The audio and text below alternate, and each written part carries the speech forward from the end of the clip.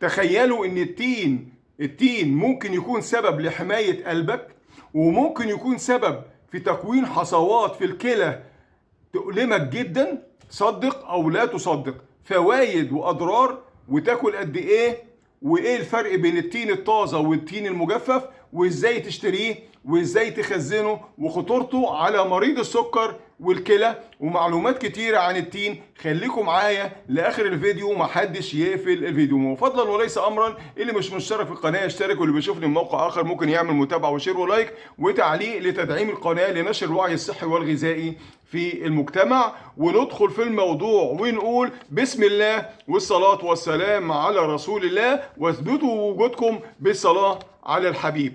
التين يعتبر من أقدم الفواكه اللي وجدت على سطح الأرض، وعرفها الإنسان، وطعمه لوحده كفاية يخليه يحبه. لكن زي أي حاجة في الدنيا لها وجهين، وجه حلو ووجه إيه؟ مش حلو. خلونا نشوف مع بعض الوجه الحلو اللي هو الفوائد بتاعته، وبعدها نفتح الملف الأخطر وهو الأضرار. أنا هنا بقى بسبق بقول لكم مريض السكر ومريض الكلى، واللي عنده مريض سكر وكلى ينتبه لي كويس أوي في الفيديو ده. فوائد التين مهم جدا، له فوائد رهيبه. خلي بالكم انا دلوقتي بتكلم على الفوائد. التين مهم جدا جدا للهضم وصحه الامعاء. التين غني جدا بالالياف، وبالتالي لما تاكل التين جهازك الهضمي ايه؟ هيرتاح. يعني لو بتعاني من امساك او قولون، التين هنا ممكن يكون حل من الحلول. التين ايه تاني؟ مفيد للقلب وضغط الدم. مفيد للقلب وايه؟ وضغط الدم. ليه؟ لأنه غني بالبوتاسيوم. الغني بالبوتاسيوم، البوتاسيوم ده بيساعد على خفض ضغط الدم المرتفع، وبيحافظ على صحة القلب. التين فيه مضادات أكسدة كتير، واحنا عارفين مضادات الأكسدة، اللي بقولها دايما مضادات الأكسدة احنا محتاجين أكبر قدر كبير منها. التين مليان مضادات أكسدة. يعني إيه؟ يعني إيه مضادات أكسدة؟ يعني بيحارب الالتهابات، يعني بيقلل من فرص الإصابة بالسرطان وأمراض الشيخوخة وأمراض كتيرة جدا. مضادات الالتهابات بتحمينا منها. التين بيعمل ايه تاني؟ التين بيقلل الكوليسترول. التين بيقلل ايه؟ الكوليسترول. ليه بقى؟ لانه في ماده اسمها البكتين. في ايه؟ ماده اسمها البكتين. البكتين دي بتساعد على تقليل الكوليسترول، ودي حاجه عظيمه للناس اللي بتخاف على قلبها. ايه تاني من فوائد التين؟ خامس حاجه، التين بيدي طاقه. سكره طبيعي، وبالتالي مفيد جدا للناس الرياضيين واللي عايزين وجبه تشحنوا بسرعه كده من غير سكريات مصنعه. التين فيه ايه تاني؟ التين فيه كالسيوم وحديد، ولما نسمع كالسيوم وحديد يبقى مرتبط بالعظام والانيميا، صح كده ولا لا؟ يبقى بيقوي العظام وبيقلل ايه؟ الانيميا. كل الكلام اللي انا قلته ده جميل جدا جدا جدا. تعالوا بقى نشوف الوجه الاخر وايه الاضرار والتحذيرات. وارجوكم المريض السكر ومريض الكلى ينتبه لي كويس، او اللي عنده مريض سكر او يعرف مريض سكر او مريض كلى ينتبهوا لي كويس ويبلغوا بالكلام ده. التين فيه اوكزالات. التين فيه ايه؟ اوكزالات. والاوكزالات دي ممكن تزود فرص الاصابه او تكوين حصوات عند بعض الناس. يبقى ده عند اي، مش مريض السكر والضغط بس او مريض السكر والكلى بس، في اوكزالات، والاوكزالات دي ممكن تعمل حصوات عند بعض الناس. لو عندك تاريخ مع الحصوات المفترض انك تقلل منه بقدر الامكان. تاني حاجه ممكن اضرار محتمله، التين مليان سكر طبيعي مش سكر صناعي، عارفين. وده معناه ايه؟ معناه ان مريض السكر لازم يكون حذر. مريض السكر لازم يكون حذر، مش كل طبيعي يبقى امن 100%. يبقى مريض السكر هنقول لكم الكميات المفروض بياكلها بعد كده. انتبهوا معايا، خليكم معايا الاخر بس. التين ممكن يعمل اسهال. امتى بقى؟ الاكثار منه. احنا قلنا الاعتدال في كل شيء هو بيظبط الميزان، لكن لما تكتر من التين ده ممكن يعمل اسهال، وده بيخلي الجسم يخسر معادن طبعا وسوائل مهمه مع الاسهال. ايه تاني؟ الحساسيه. بعض الناس عندهم حساسيه من ماده اسمها ايه؟ اللاتكس. واللاتكس ده موجود في التين، وده ممكن تعمل ايه؟ طفح جلدي، وممكن يعمل مشاكل في التنفس عند بعض الناس بنسبه بسيطه جدا جدا. طيب ناكل قد ايه بقى عشان نتفادى الضرر بتاعه؟ التين انا عن نفسي لو اتحط قدامي كيلو، لو انا ما اعرفش المعلومات دي ممكن اكل نص كيلو او كيلو، يعني واخدين بالكم؟ لكن مع المعلومات دي بحاول اتبع اللي انا هقوله دلوقتي. يبقى ناكل قد ايه بقى؟ الانسان السليم اللي ما عندوش لا كلى ولا ضغط ولا كوليسترول ولا حاجه خالص كده ياكل من 3 ل 5 وحدات.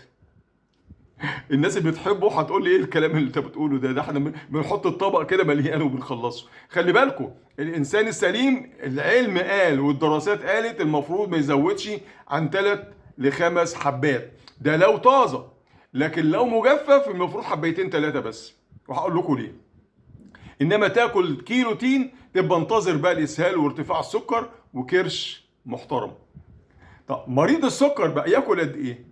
مريض السكر ياكل من الطازه حبايه واحده او 2. ده مش كلامي والله، والله ده ما كلامي، انا بنقل كلام، بنقل علم، يعني انا ناقل علم، انا يعني مش باحث ولا عمدي بحوث ولا حاجه، انا بنقل علم. مريض السكر ياكل حبايه او 2 في اليوم، ولو كان مجفف ياكل واحده بس. يعني طبعا عارفين التين المجفف اللي احنا بناكله في رمضان ده في الخشاف، مريض السكر ياكل واحده او 2 طازه، لكن لو مجفف ياكل واحده بس، لان الواحده بتعادل 3 طازه. يعني الواحده المجففه بتعادل 3 طازه. ليه بقى؟ لان المجفف اتخلصنا من الميه فكل حاجه اتركزت فيه.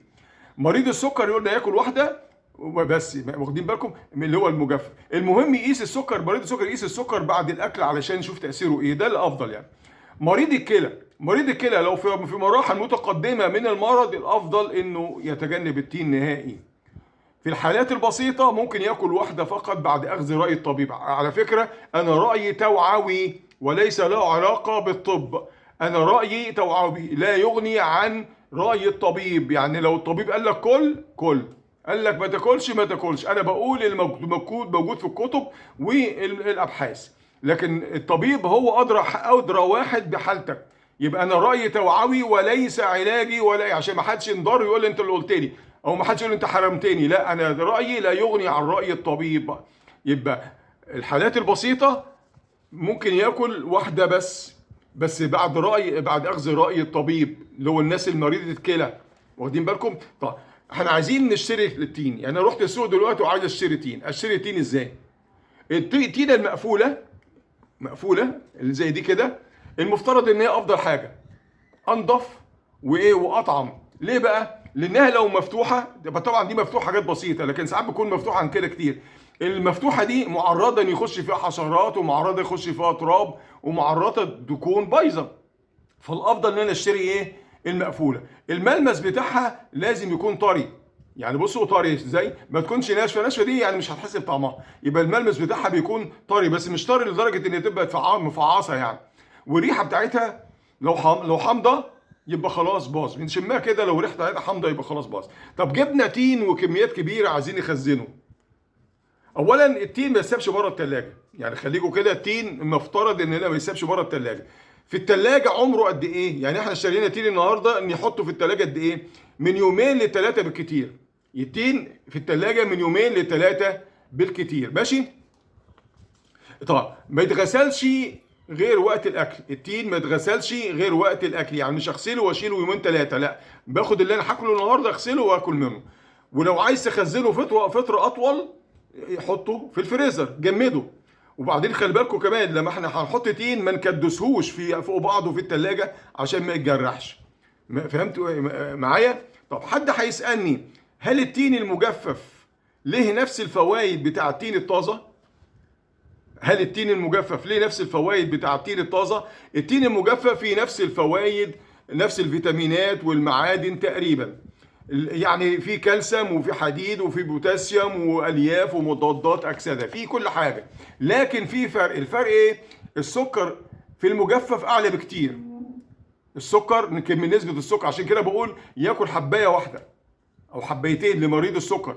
يبقى السكر في المجفف اعلى بكتير. ليه بقى؟ لان في الميه اللي فيه مع التجفيف اتبخرت فاصبح مركز، السكر اصبح ايه؟ مركز. تخيلوا ان كل 100 جرام من التين المجفف فيهم حوالي 250 سعر حراري، بينما الطازه، الحبايه الطازه دي ال 100 جرام بتاعتها 70 سعر حراري بس.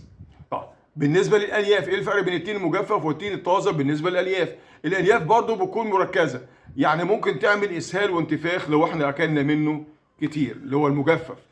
المجفف احيانا بيكون عليه مواد حافظه، والمواد الحافظه ممكن تضر بعض الناس، وخصوصا اللي عندهم حساسيه ومرضى الكبد. الخلاصة يا جماعة، التين فعلا فاكهة عظيمة، لكن الاعتدال هو كلمة السر. الاعتدال في كمية الأكل اللي احنا بناكلها هو كلمة السر للحصول على الفوائد بتاعته بدون ايه؟ أضرار. يعني التين ناخد فوائده، ولو زودت منه بنقع في مشكلة. قولوا لي بقى، انتوا بتحبوا التين ولا لا؟ وكم واحد في الأسرة بيحبه وكم واحد ما بيحبوش؟ لأن هي حصل فيه اختلافات يعني. طب ولو أمامك تين كتير، عندك سبت تين جالك هدية، هتاكل قد ايه؟ قولوا لي بصراحه، انا مستني الراي بتاعكم. وايه المعلومات اللي ما كنتش تعرفها وعرفتها في الفيديو ده؟ واخر مره اكلتوا التين امتى؟ ومين كان يعرف ان التين ممكن يكون خطر لمريض الكلى؟ مين اللي كان يعرف؟ لو استفدتوا من الفيديو ده شيروه لغيركم، فالدال على الخير كفاعله، عشان ربنا سبحانه وتعالى يجازيكم ايه؟ خير. اللهم علمنا ما ينفعنا وانفعنا بما علمتنا وزدنا علما. ما تنسوش تدعوا لي وتصلوا على النبي صلى الله عليه وسلم في تعليق، وتدعم لاخوانكم، وما تنسوش تدعموا القناه بالشير واللايك والتعليقات في المحتوى او خارج المحتوى لنشر الوعي الصحي والغذائي في المجتمع. كده خلاص، اشكركم والسلام عليكم ورحمه الله وبركاته.